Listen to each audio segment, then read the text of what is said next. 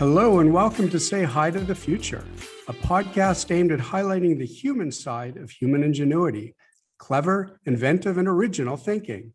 My name is Ken Tencer, CEO of Spyder Works, a leading business consultancy for mid-market organizations and entrepreneurs globally, and the curator of Say Hi to the Future. My guest for today is Siva Muthukrishnan, Associate Vice President, Hair Application Domain for L'Oreal. Siva has more than 20 years of global research experience in academia and industry.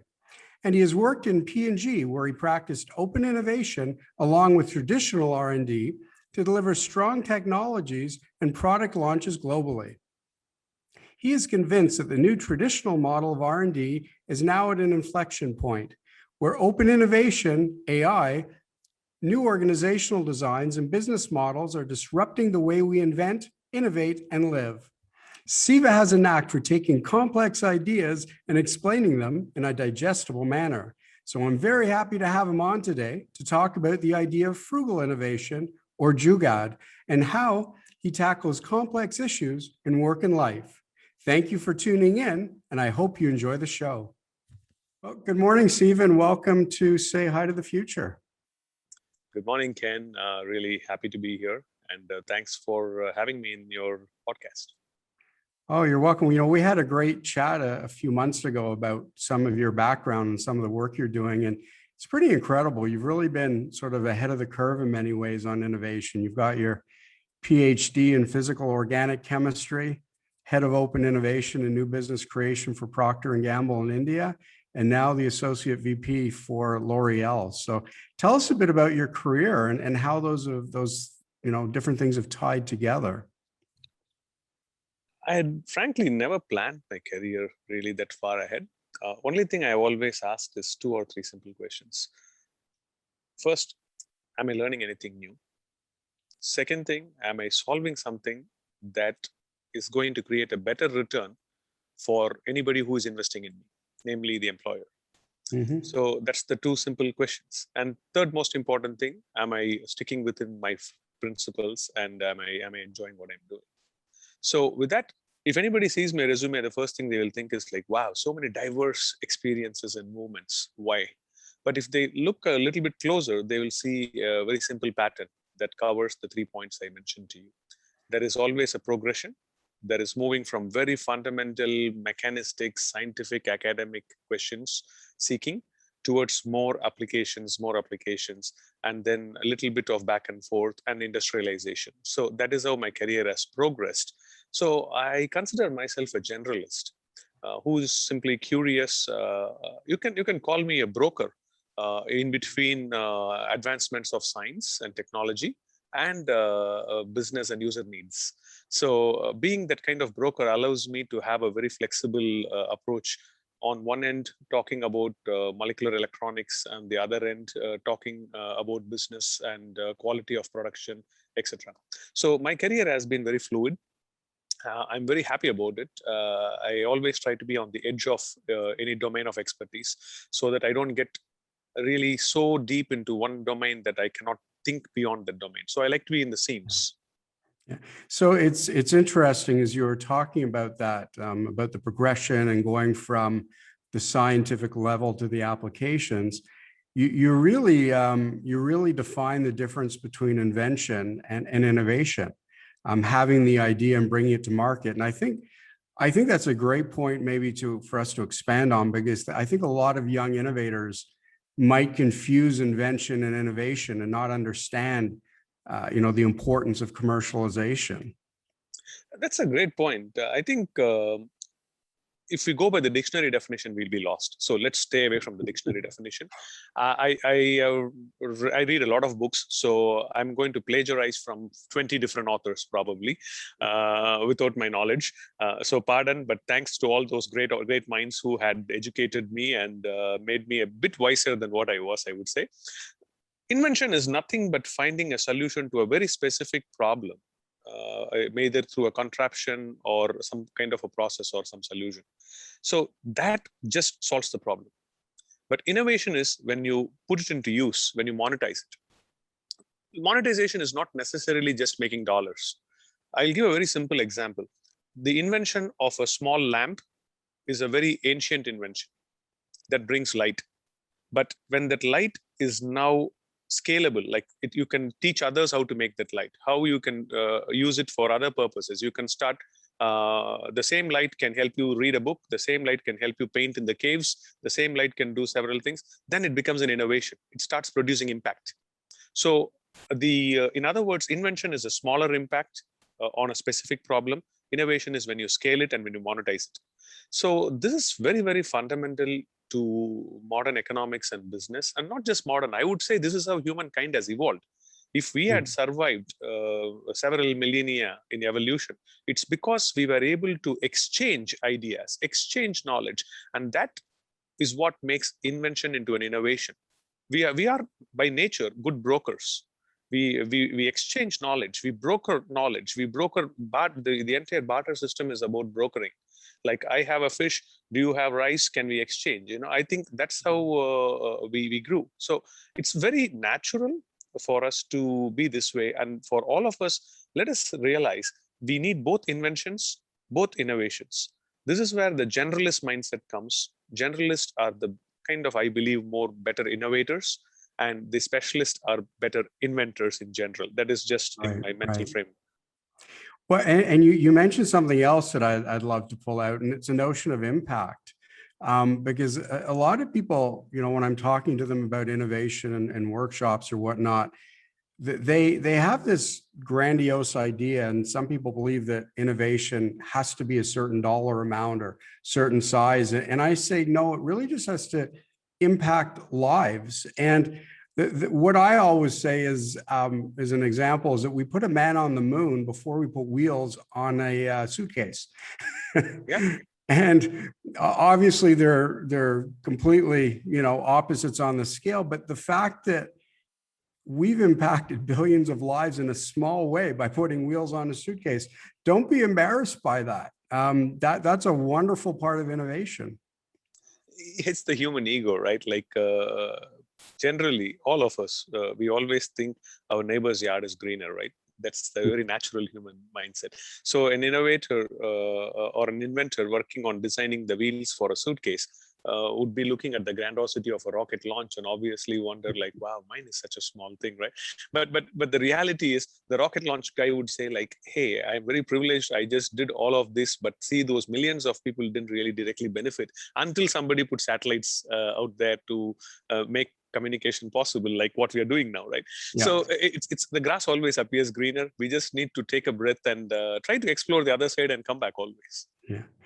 And on that, I mean, you were at sort of the forefront of open innovation, and P&G was. And that to me is a really interesting topic, because at the beginning of it, a lot of companies were hesitant. They were thinking, oh, we should be doing everything internally. Should we be going outside? How should we? And the whole notion of, being protective over our IP and where and how it's sourced.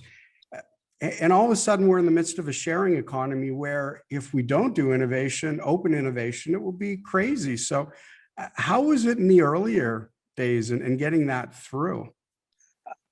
I would not pretend that I wasn't the pioneer of this kind of approach.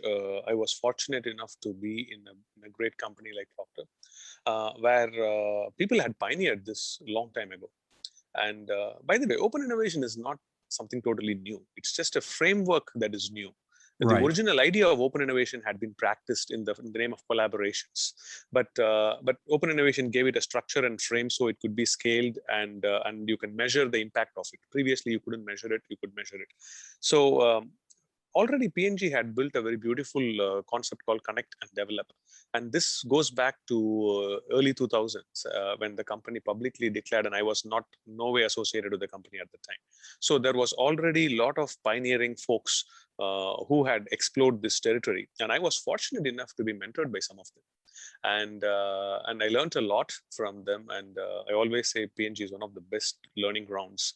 So you learn a lot. And even at a very early time, you are encouraged to think beyond your immediate departments, your immediate expertise, comfort zones, and communities of practice. So that became pretty natural very early on, I should say. And by nature, I also have this curious mindset of make it work, which we call Jugaad, and that is because of my upbringing. So it was kind of very natural. I don't even recall when I really formally started practicing open innovation. For me, I believe in the very fluid way of discussing and exchanging ideas, and there's no shortage of ideas in the world. Let's be very clear. Yeah. A lot of us scientists, we believe that idea is the greatest thing. Actually, idea is very important. It's like the tiny little seed, like the plant producing, but not all seeds become a big tree. So until somebody puts it in the right place and nurture it, that is where the open innovation transformation helps you to take those ideas and bring them inside and protect it from the organizational immunity, because the organizational immunity will attack any ideas coming from outside, just like how your body attacks a virus coming from outside. And it's a good system, actually. It's not bad. It is good because you need to check before the DNA is allowed inside whether it's a good piece of DNA. So the organizational immunity has to test it, and it survives and it comes in. This is where the open innovation structure helps you, give you the protection to the right kind of DNA, new DNA to come inside. So it was not that hard for me when I had these foundational trainings and the thought processes. And always start small, demonstrate a small example, one or two, Yeah. and be very honest about both success and failure. The very first open innovation idea I took outside was with some very crazy thought, and it was a disaster, but it costed only $25,000. And it was, my director was like very happy to allow me to fail in that approach, to try to classify something very, very challenging and consumer relevant into something I can draw into laws of physics.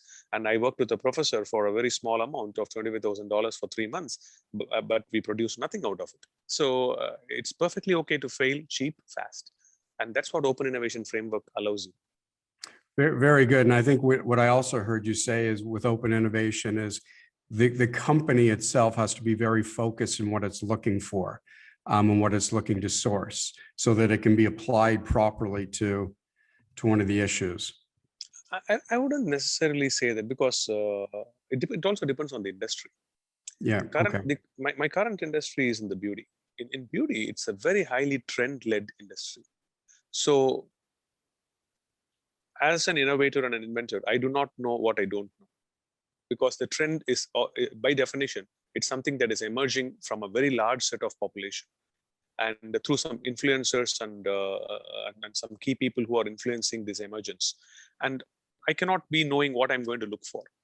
So one side of it, I can have there are two types of open innovation, if I would. One is you have a very structured sourcing mindset. I have a problem to solve, I go out there. The other one is more of a scouting mindset. So I'm going to go scout around what is there and see whether there is anything that is solving any existing problem or emerging problem. So a trend is an emerging problem. So is it there? So you need both. You need an ambidextrous approach to this. Well, and earlier on, you mentioned a concept that we discussed together. It was Jugaad. And I know that you are not pioneering this, but as a concept, but I know that there's a lot of fervor, there's a lot of excitement from you about what it can do. So maybe you can explain it to us a little. Yeah, if I were pioneering Jugaad, I must be at least a few thousand years old. Yes. It's been. I'm glad I'm not that old. So, but some of the best things are what we recognize at the right time, though, to apply. Exactly. And Jugaad is something almost every Indian would acknowledge. It's part of life. Or people from other places call it by different name. It's essentially a make it work mindset with what is available around you. I'll give you a very simple example, a very real corporate example. So when I joined as an intern in Procter & Gamble for a 10-week internship, long time ago, there was a project I was working on, nuclear magnetic resonance. So very complicated device, beautiful device, and fairly sophisticated, I would say. Not the most sophisticated, but fairly sophisticated. And I was working on some mathematical models to solve some problems on stability of products. And as I was finishing up my theoretical framework, I solved my project in 4 weeks. It was a 10-week summer internship. I finished in about 4 weeks. And now I was very curious to see whether I was smoking dope or I was actually really solving the problem. So how do you do that? Data, experimental data. Nothing is more valuable than a test of proper designed experiment and data. So I go to my boss and say, hey, I have more time in my hand. Can I do this? Oh, he was super excited. Go ahead, do it, because you already did what you have to do. And I required a sample handler. And this required to be ordered from United Kingdom. And it took about 3 weeks to come to US and costed about $400. Money was not a problem. They were willing to pay. But 3 weeks was precious because I was left with only 6 weeks. So I was sitting around in the evening and I thought something. I was chewing gum. I used to chew a lot of gum. And it was crazy. It was not a most hygienic habit. Like what I thought I can take the gum and put it in the back of a pencil and then use it as a sample handler. And, and of course, I didn't do that. And I was thinking, what do I do? And then I was sitting and trying to think about this. And my boss walked around in the lab and he asked, what are you thinking?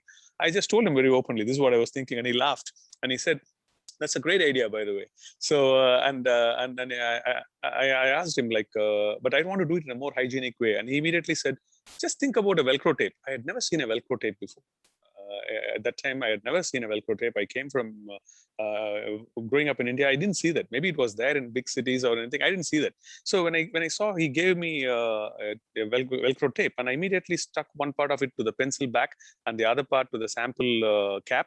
And I attached it and I made a sample handler. And in 30 minutes, we were up and running with the experiment. Wow.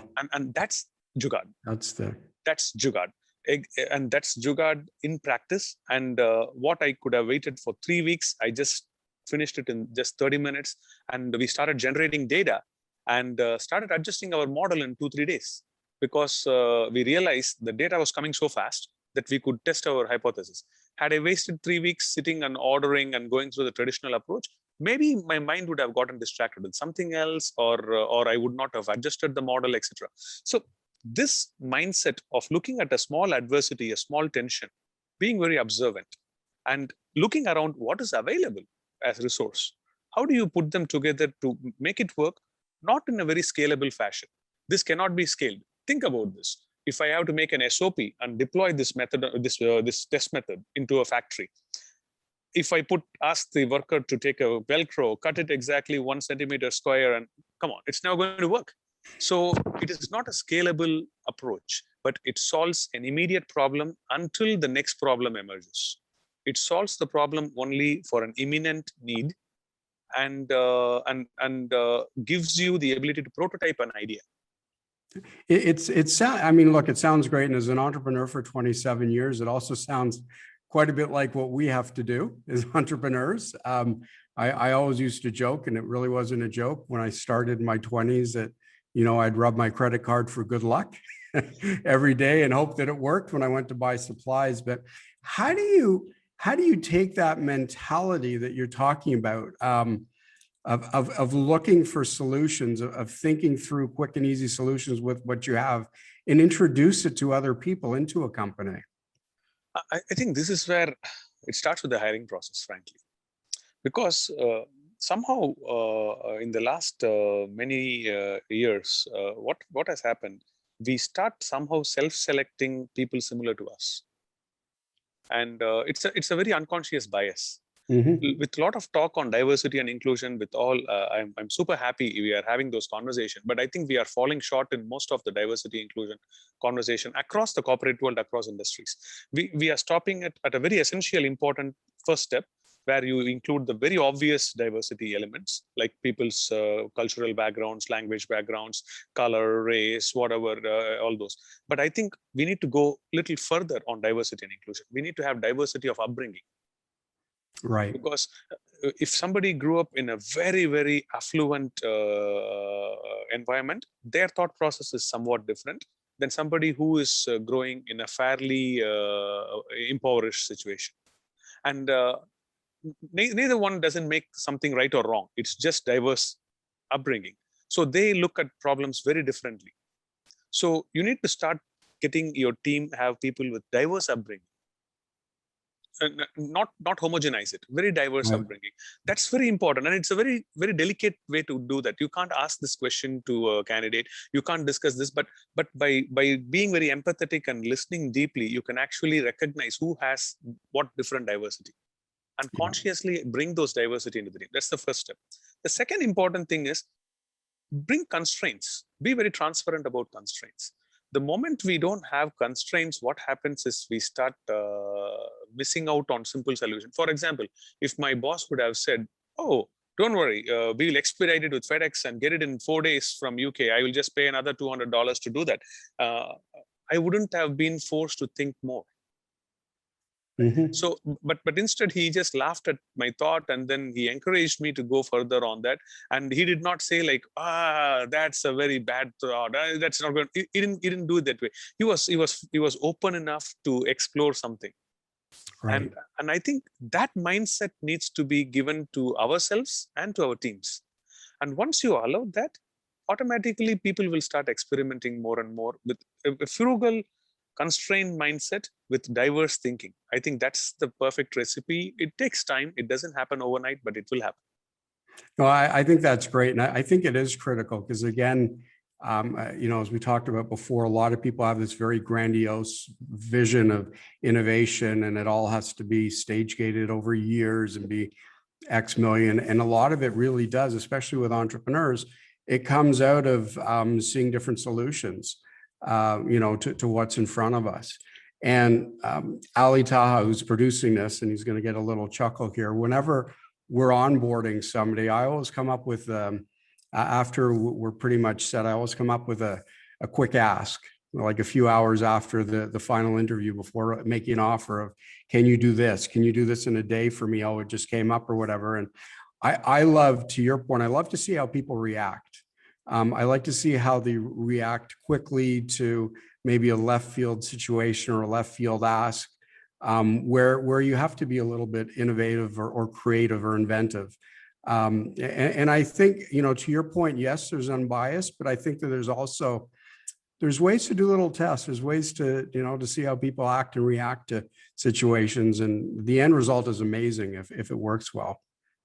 I totally agree. I had a mentor when I was in Singapore. She's American and she was fantastic. She always used to put some crazy object on a table, like something very odd in an interview. And it was pre-COVID times, obviously. So we could put something on the table, right? And allow them to touch. So she would see if the candidate is actually curious about this unusual thing present in front of them. And she puts it in a place where like it's very, very obvious that the candidate cannot miss it at all. So she told me, Siva, I have to always like see what kind of question that person has about that object. Yeah. And she changes them so that others cannot predict what she is going to bring. So she brings something. She once went to Bali and she brought some art piece from there, and then she put it. It looked very, very odd and very different. So she once put some bunch of paper clips arranged in a certain way. So she did those kind of things, and I found that a very, very, very creative and a very beautiful approach. I tried using it, but I never mastered the art like she did. And you're right. You can definitely go deep and find something. Yeah. And it's funny, I think, well, Sir Ken Robinson who's passed, but I mean, I think he's so famous for his TED Talk. I think it's still the most watched ever. And he had issues with education, and in the sense of, he thought, if you provide a paper clip to a 5-year-old and to a 50-year-old, one has 200 ideas, one has one.